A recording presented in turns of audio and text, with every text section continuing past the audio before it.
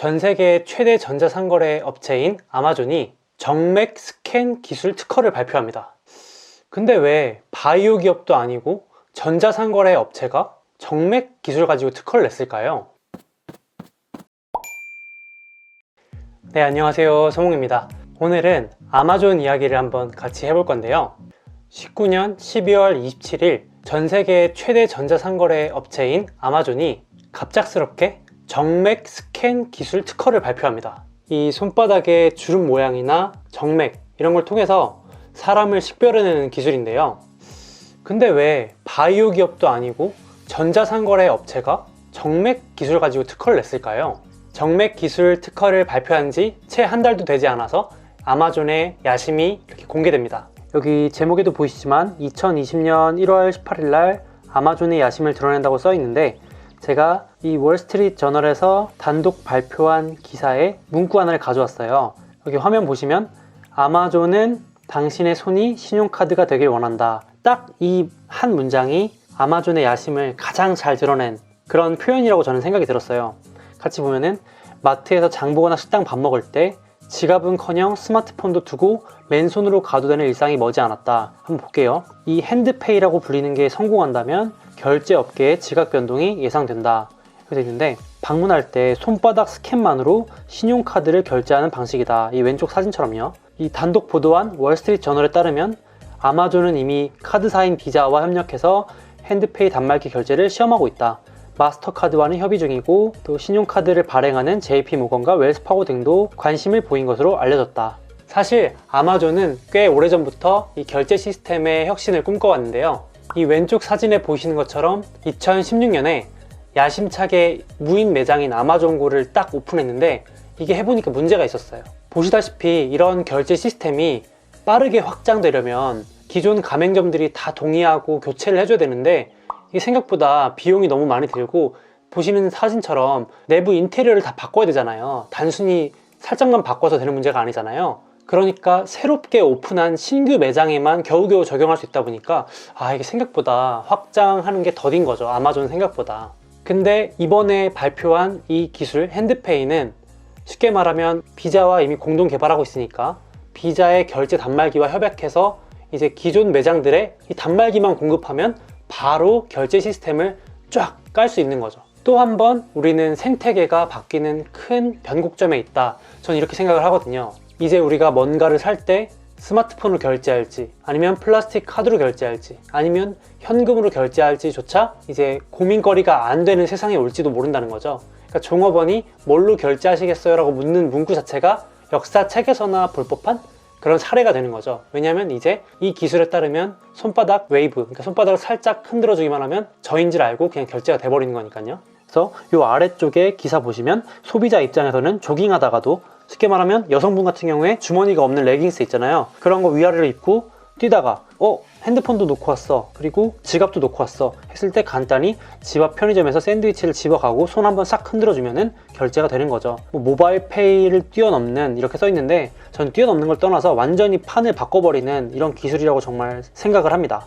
물론 이 기술에 대해서 정확히 제가 파악한 것은 아니지만, 그래도 이 자료에 따르면 이 기술은 손바닥 주름과 정맥의 세부 형태를 포착하기 때문에 기존 지문 인식 기술과 다르게 고객이 직접 스캐너에 돈을 댈 필요 없이 원격으로 이루어져 더 편리하다. 그러니까 생각해보면 우리 이 지문 인식은 꾹 눌러줘야 되잖아요. 근데 이 기술에 따르면 원격으로 된다고 하니까 터치를 안 해도 이 정도 떨어진 거리에서 슥 해도 된다는 그런 정말 공상과학 같은 기술이 되는 거죠. 기사도 보시면 미국 뉴욕 포스트는 아마존의 핸드페이는 지금까지 전통적인 결제 수단과 비교할 수 없는 속도가 강점이라고 전했다. 모바일 결제, 핸드폰 꺼내서 페이 켜고, 물론 페이가 자동으로 켜지게 할 수도 있겠지만 그렇게 했을 때 아무리 빨라도 3, 4초가 걸리는데, 이 아마존의 손바닥 기술은 300m초, 1mm가 1000분의 1초니까 어쨌든 300분의 1초 만에 고객을 검증하고 손을 제외한 다른 어떤 장치도 필요가 없다고 말하죠. 당연하죠. 이제 제가 여기서 느낀 게, 저는 이제 스마트폰 다음에 어떤 웨어러블 기기를 통해서 우리가 결제를 하게 될까? 접었다 폈다 하는 폰이 나오니까 이렇게 시계나 이런 걸로 결제하면 편해질까?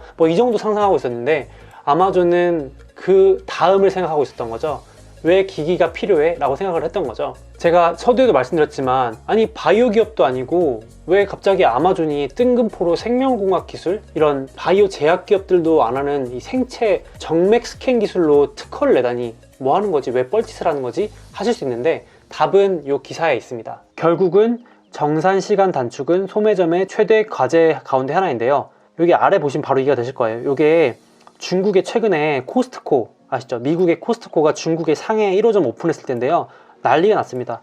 여러분 주말에 마트 같은 데 붐빌 때 보시면 정말 스트레스 많이 받죠? 이렇게 쇼핑하는 사람이 많은가 싶을 정도로 주차난에 정산난이잖아요. 결국은 매장의 혼잡은 고객 만족도 저하도 되고, 그리고 느려지면 당연히 그만큼 매출도 안 좋은데, 아마존 측은 빠른 결제 시스템 도입이 매출 증대로 이어질 것으로 기대하고 있다. 그러니까 당연히 두 마리 토끼를 잡는 거죠. 이렇게 결제가 빨라지면 고객 만족도도 높아지고 아마존의 매출도 증대하고 일석이조를 가져가는 거죠. 자, 여기까지 보시면서 어떤 생각이 드셨나요? 제가 앞서 말씀드리긴 했지만 저는 정말 큰 변화가 한번 또 올 거라는 생각이 강력하게 들었습니다. 예를 들자면 수많은 스마트폰 제조사들이 막대한 비용과 또 시간을 들여서 스마트폰 결제 기술을 도입했는데, 아마존이 갑자기 나와서 그냥 결제할 때 이런 스마트폰이 필요 없게 만들어 버리는 거죠. 그러면 완전 소위 말해서 스마트폰 제조사들은 이렇게 벙찌게 되는 거죠. 뭐지 이러면서, 우린 뭐지 이러면서 이렇게 완전히 판을 바꿔버리는 거죠. 당연히 스마트폰 이런 결제 기술에 숟가락을 얹기 위해서 수많은 페이 업체들이 막대한 광고비나 마케팅비, 제휴비를 들여서 지금 페이 업체들 겨우 제 살 깎아먹게 하고 있는데, 갑자기 아마존이 나와서 판을 새로 깔아버리는 거죠. 사실은 이 아마존의 기사를 보면서 바로 생각나는 책이 이 책입니다. 책 광고가 절대 아니고요. 보시는 것처럼 제로 투 원이라는 책이에요. 이 부분을 같이 한번 보시면 제가 뭘 말하려고 하는지 이해가 되실 겁니다. 이 부분의 내용이 구글을 예시로 들었지만 구글을 아마존으로 바꿔도 똑같이 적용됩니다. 제가 아마존으로 바꿔서 읽어볼게요. 이 제로 투 원의 핵심 메시지는 경쟁하지 말고 독점하라는 건데요. 이 저자 피터 틸은 처음에 중요성을 강조하는데, 다른 곳이 구글을 따라한다고 해도 0에서 1이 되는 게 아니라 그냥 1에서 n분의 1 하는 것 뿐이다 라는 거예요. 조금 더 읽어보면 기존에 없던 시장을 열어젖히는 일은 0에서 1이 되는 대전환이라고 일컫는다.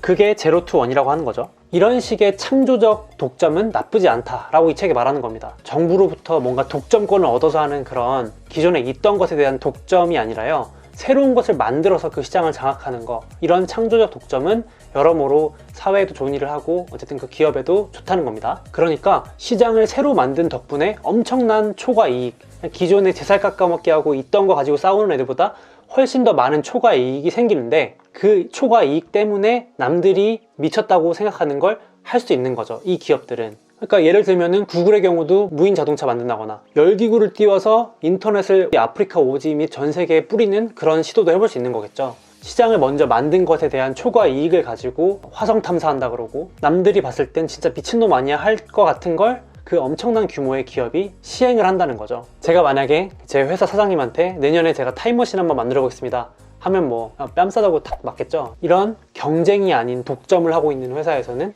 그런 소리도 한번 해봐라, 그 프로젝트를 통해서 우리가 얻는 게 있다면 한번 해봐라, 이렇게 할 수 있는 그런 여유, 그런 게 있는 거겠죠.